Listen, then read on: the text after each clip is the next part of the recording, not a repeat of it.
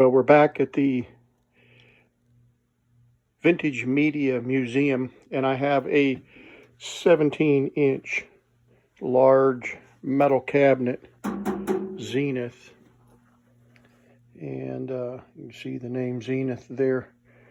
And it's got the side knobs, volume control, on and off, and tuner. And I pulled the back off of this so we can get a view of it, but it's a pretty big set and complete. It's in beautiful condition. Even has the Zenith logo there. Pulled the back off, and this is a 17X20U chassis, and doesn't look like it's been had any service done to it that I can tell. I don't know if these are Sylvania tubes in here. There's some Zenith tubes. There's a Zenith tube. There's a Sylvania tube. I don't know what all of these are. I can't make them out. There's a Zenith tube there.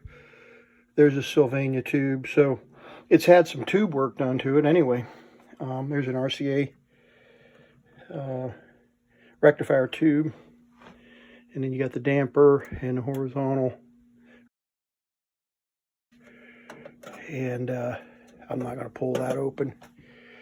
But anyway, that's the interior. Can't really make that out too well. Let me zoom in just a little bit.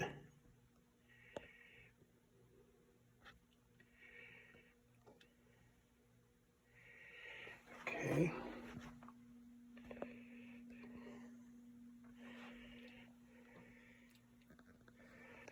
And there's the back. Beautiful condition. No breaks. And it has this bulb for the picture tube, the bump for the picture tube. And so we will, we're going to plug in the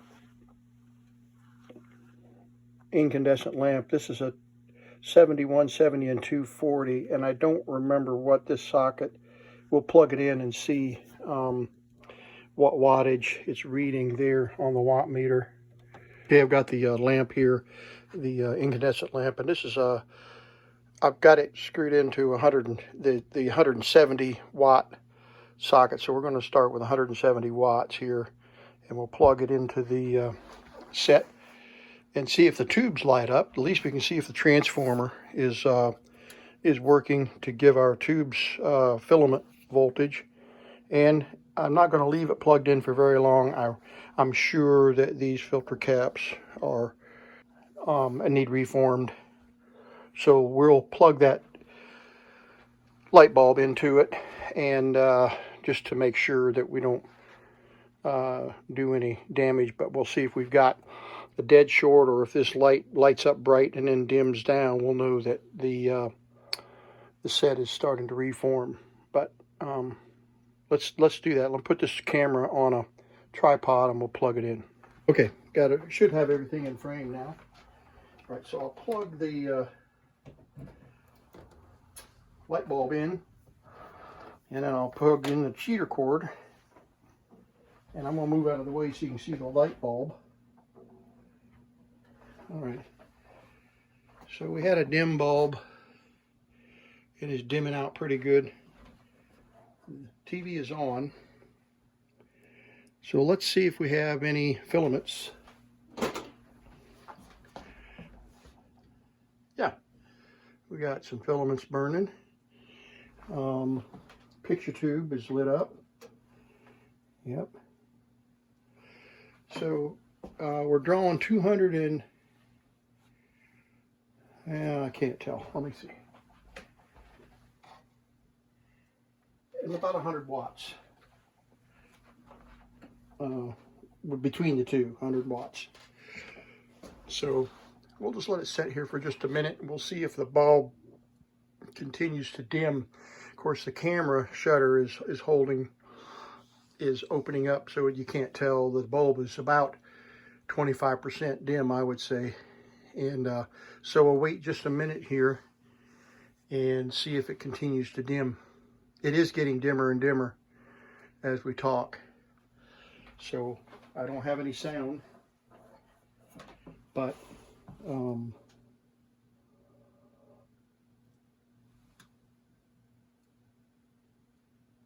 probably no B plus because the caps are that high voltage.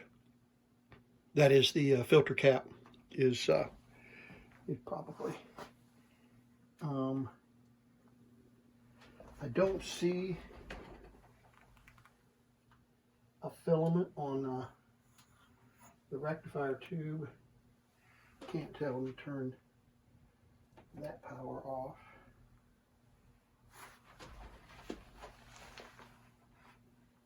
Yeah, the rectifier tube doesn't look like it's lit up.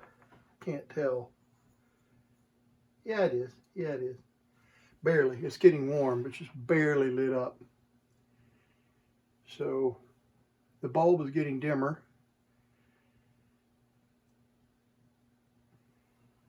I think I've got one tube here may have gone to air. I can't tell. It's got a weird indicator on the top of the tube there.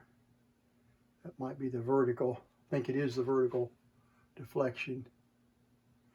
But the IF tubes are all lit. I see all the tubes are lit, including the picture tube. So we'll just let it set here another minute. See this while we're waiting for this thing to reform. Yeah, these are cool. Yeah, the filter caps are cool. They're not getting warm, but the tubes are all getting warm, so that's a good sign. We'll pull the chassis out. There's some screws here that have to come out. Screw laying under here. But yeah, just a few screws here and there that we can get the chassis out and check these filter caps for sure. And I'm sure there's, I don't know, 15, 20 paper caps inside, no doubt. It's a lot of work to replace those caps and then get it back together just to see if it works. And I have a picture tube tester. I could check the picture tube, sure, not a problem, to see if it's got decent emissions. I can't tell from the dust if this is a high hour set or not. Of course, it's 70 years old, so it's been sitting around for 70 years. No telling how many hours the set has been played in those 70 years, but it was in the basement of an older gentleman that was a professor at Wake Forest University in Winston-Salem for many years, a law professor, I believe. And he took good care of this set. I need to get this on the stand. I've got the stand, like I said, in the car. We'll bring that stand in, and once we get the set playing. Don't know where I'll keep it. As you can see in the Medium Museum, it's not a whole lot of room for a big chunk of TV like this. So I'll have to find a place here in the shop somewhere. I just don't know. I've about outgrown the space up here. I'm occupying 3 rooms, and I'm about run out of space for any additions to the museum. Drastic move. Just temporary setback. My mind working like Swiss clock. You'll be here tomorrow. Goodbye, Susie. I wanted you to see the picture after I tested the filter caps, and they all tested perfectly fine. I'm not going to replace them at this point, and I'm just going to try to get the picture to be stable. My B plus voltage is perfect. It's 245, which is what the service manual says it needs to be, and I put a scope on the B plus, and it's got a beautiful waveform. So I'm not going to tinker with the those 2 electrolytics right now, and we'll replace the other paper caps in the set. Okay, well, you saw what we had with the video. We got a decent filter cap, great B plus voltage, and we are, I tested the vertical sync tube. That is, well, let me get over here where I can get within my table. Vertical, not the vertical oscillator, but the sync clip tube, the 6BY6, 6CS6, and one element is shorted, at least according to my Heath kit. I'm going to try it on another tube tester to see if I'm getting the same reading, but one of the readings reads fine, and one of the other elements reads shorted. So I don't have that tube in stock, so I'll have to find a sync clip tube if that in fact is not supposed to be reading a short on either one of those circuits, and I don't think they are. I didn't see anything in the notes that reflected a 6BY6. Yeah, 6BY6. Let's double check that. Yeah, 6BY6. Yeah, there we go. So, nothing about, I do have a short on this D element here on both elements of that tube. So, I don't know. We're going to try another tube tester here real quick and check to see if that tube is actually any good. And that might be causing the sync issue with both vertical and horizontal. More of a horizontal sync issue than a vertical, but we also probably have several of these caps that need to be replaced in the sync circuit, the vertical oscillator and the horizontal oscillator circuit. There's probably several of these caps that are shorted, so or open or whatever. So we'll have to check those as well. Got beautiful audio, and so the video screen brightness is pretty poor. So we'll deal with that in just a minute and figure out why our brightness is no better. It could be just a poor emissions on the picture tube. And I have not tested the picture tube yet, but I do have a full, as you saw, full deflection on the picture tube. It's just not real bright. So there's a possibility that there's some circuit issues here, or we could have the ion trap not adjusted properly.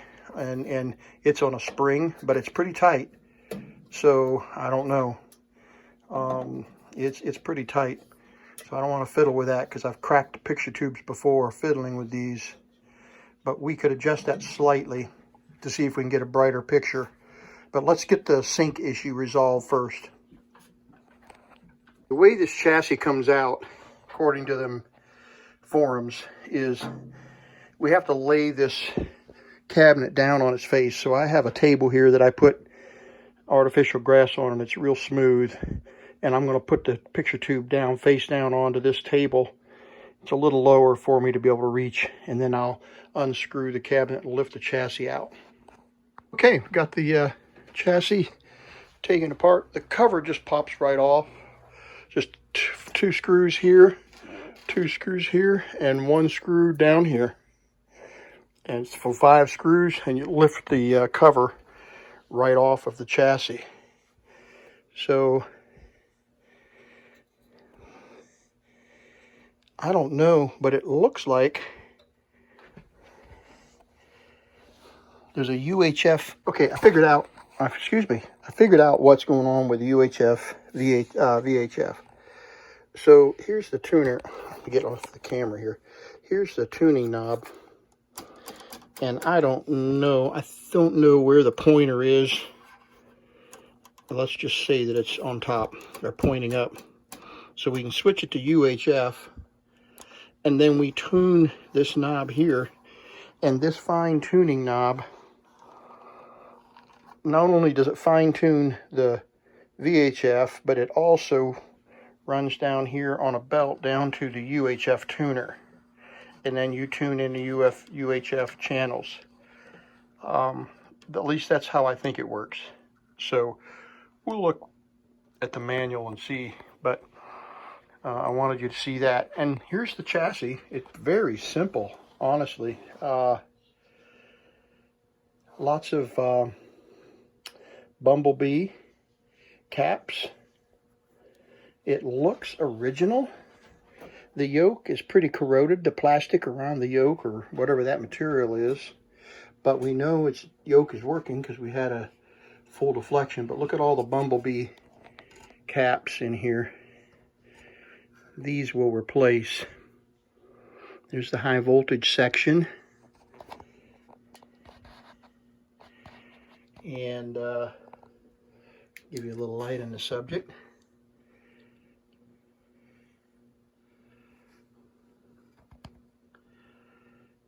So it does look pretty simple.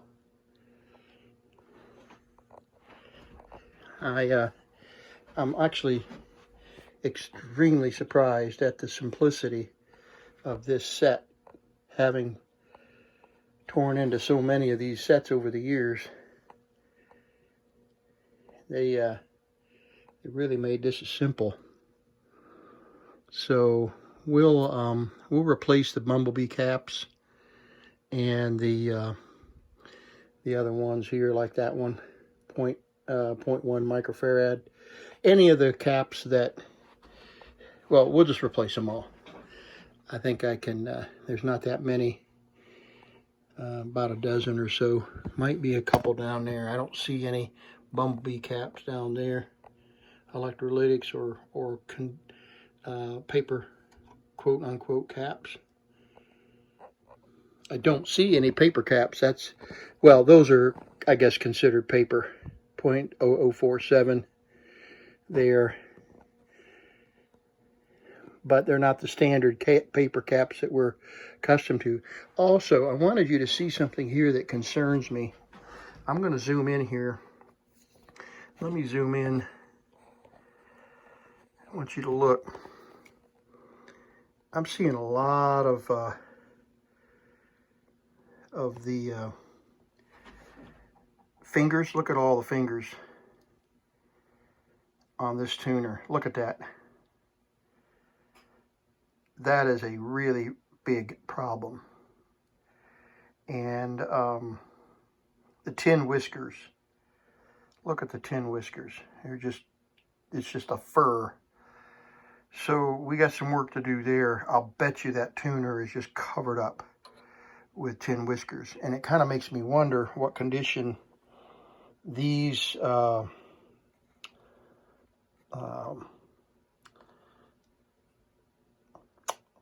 transformers are going to be, if they're going to have tin whiskers on them too. I'm very concerned about that. I don't see any more on the shields. There might, yeah, there's a few in there. Let's see, yeah, there's a few in there. See them? A few tin whiskers on that shield and retainer. I'm just looking around here. So we're going to have, we may have some challenges to get, because this tuner, look at that, it is just a mess. So I can't imagine what it looks like inside, but we're going to have to do some work there probably. We'll spray all of these pots, get those cleaned up, and then spray them with deoxit. And there's two down here. If I can get to them. There we go, sorry. I've got it zoomed in so tight for you. But, and there's that yoke I was talking about that looks kind of, I don't know if that's a plastic material or a phenolic material, but it looks pretty bad, doesn't it? So we're going to have to be really careful with the yoke, because I don't want to disturb that in any way.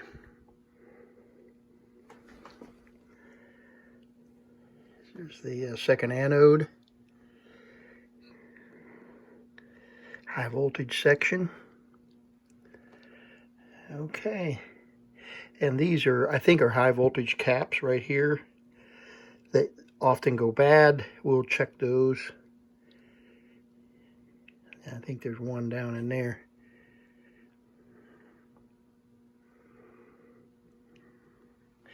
You can see how the picture tube is held in place with this strap all the way around, and then it's got spring tension to hold it in place right there, pulling up on the yoke, so it's held in place pretty tightly.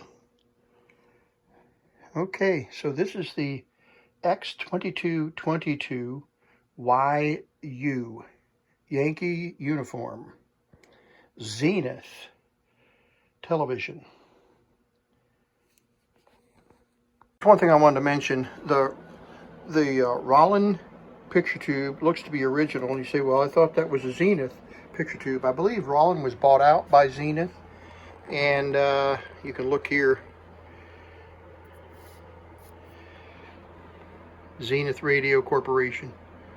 So I believe Zenith bought out Rollin. I heard that on a Shango video recently, and I think Shango mentioned that Rollin was owned by Zenith, one way or the other. But yeah, there are a couple of Sylvania tubes in here, and there are several Zenith tubes, so it has had a little bit of service, but I don't think there's been any, doesn't look like there's been any electronics disturbed down in here, so we may be working with a 70-year-old set that's never been abused.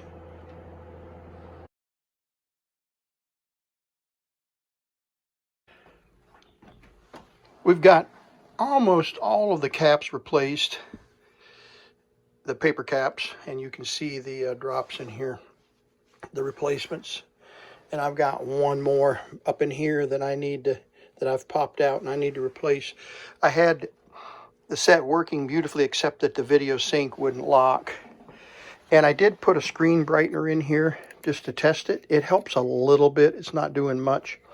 The tube is at about a 15% emission, so it's pretty rough, the CRT. So it's pretty low emission. And so I can't expect a whole lot out of it, but we'll look at some pictures of the not rejuvenated, but the cap replacement and how it's improved the picture. And I found this antique rejuvenator here. It's helped some, a little bit, maybe 20%, I don't know, 15%. And I may leave it in there, I may not. I'm not going to be using this set, so I'm not really worried about the extended damage that a brightener might do to the picture tube. Have no plan to replace the Rollin 21ALP4A.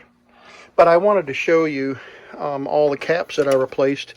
Almost all of these were way out of range. Especially the Black Beauties, the Bumblebee caps, were double value in many cases. None of them were open, but they were in really bad shape. And I couldn't get it to sync really well and get the linearity right on the picture.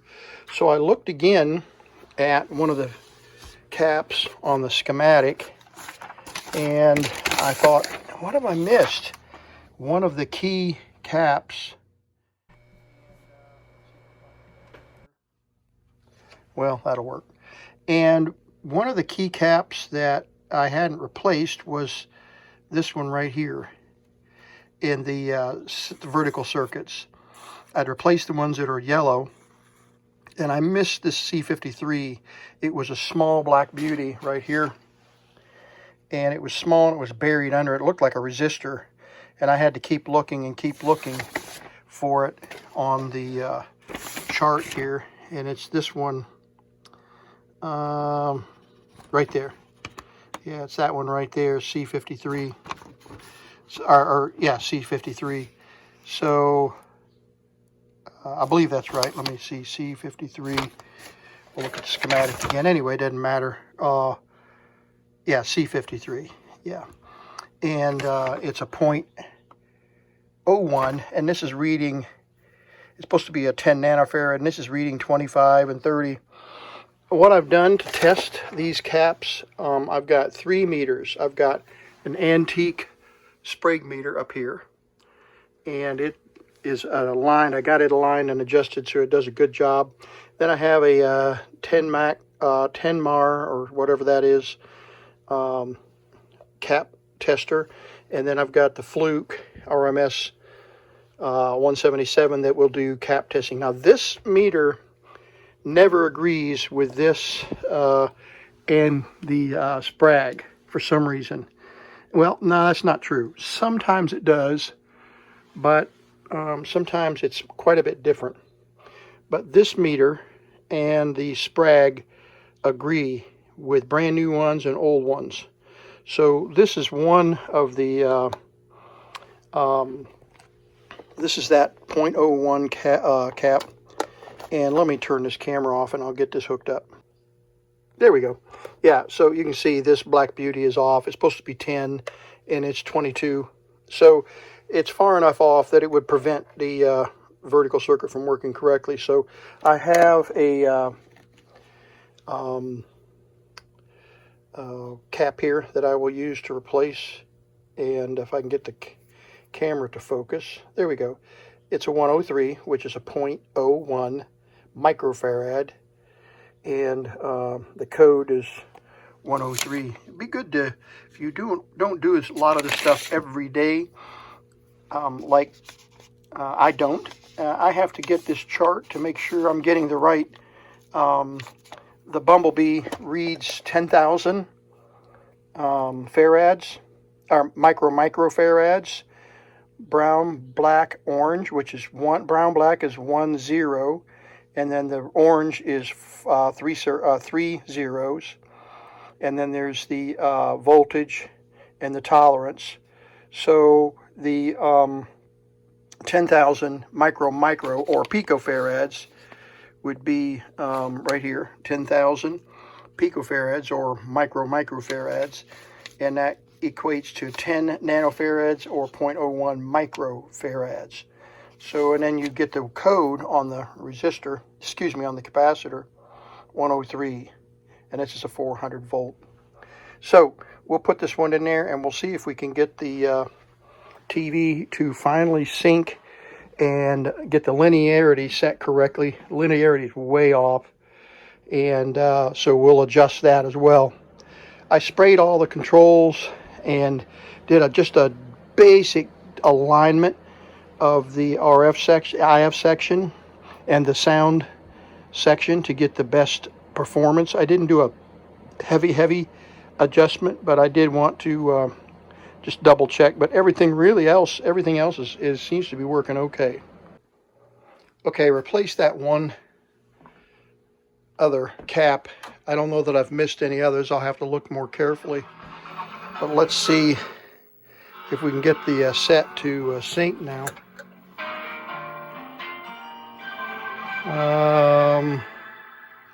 Get the height adjustment.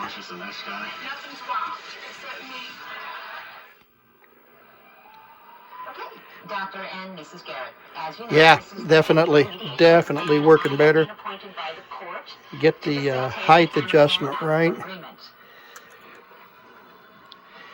And linearity is adjusting better. Oh my, yeah. Yeah. This is where you start amicably agreeing to things. All right, let's put the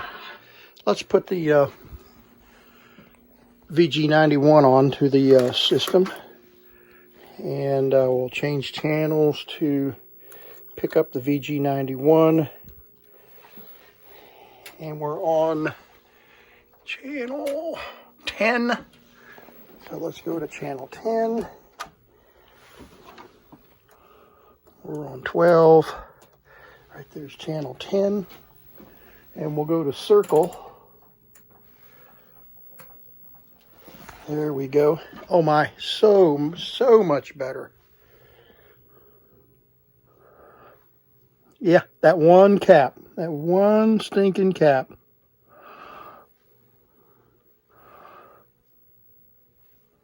And we got our center control now. And I know we have some shadowing and stuff going on here.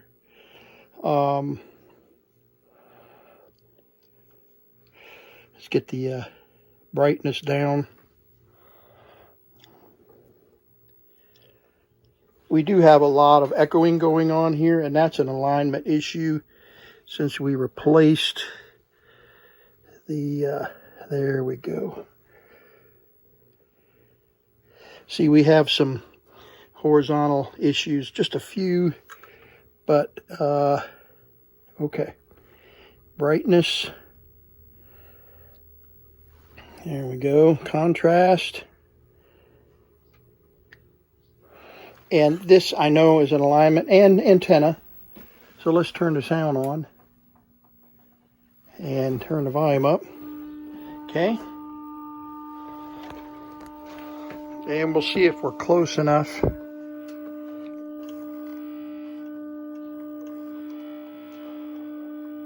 Okay. All right, and then let's just go to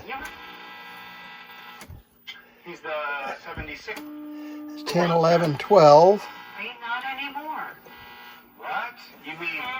Just like that. Wow. So sudden. Let me get rid of that. Have the we need life insurance conversation again, are we? No, we're having the we're getting coverage so we don't have to worry about it conversation. So you're calling about the $9.95 a month plan? I am. We put it Nice and clean picture. We're getting that $9.95 Beautiful. today. Is it time for you to call about the $9.95 plan? There we go. We got some interference with the room in here on our antenna, but generally speaking, I think we're in pretty good shape. Yeah, it's picking up the phone recorder interference. Life insurance starting at just $9.95 a month. There are no health questions, so you can't be turned down for any health reason. This is permanent coverage. Just pay your premiums for lifelong security. Okay. The $9.95 plan is Colonial Penn's #1 most popular. All right, so that one cap made all the difference. So now we're at 100%, I think, or 85% for the Zenith 2222, X2222. So let's get the cover on it. Got the cover and stand over here. So let's get the cover. I said that was dark blue, but it's actually black. And we'll put the cover on it and get it all buttoned back up. It even comes with a beautiful back. You can see the back down there. Oh, and I tested the high voltage on the Supermac. Got exactly 11,000 volts, which is what this says we need to have. And we had good high voltage, but our picture's not very bright, and that's because the resolution, or excuse me, the emission on the cap is, the CRT is very poor, and it's ran about 20% emission. So it was in the bad section. So we're probably running a little better than that now with the brightener on there. And I'm going to watch this set 2 or 3 minutes a week. So I'm not worried about the brightener. It does improve the contrast just a little bit. And I believe it boosts the voltage on the filament just a little bit to improve the quality of the picture. And I know some of you are going to say, don't ever use a brightener. But, and that would be true back in 1955 to solve a problem with a picture tube. But anyway, I wanted you to see that vintage brightener on there. And it's pretty cool. Parallel view bright. And it seems to be doing okay. So we're just going to leave it in there and we're gonna go with this set. I didn't want to spend any money on it. I spent 15 bucks for the capacitor kit. I needed a couple of .01 caps. I have a couple of these, so I used most of my older ones, and then I used the new kit for my .01s. But that's all I did. I did not replace the electrolytics, and there was a big discussion about this on Shango's channel this week, and he had some issues with a radio or a TV radio unit, and everybody was freaking out about it. But I am of the mind that we don't just do a wholesale everything like we might have done back in the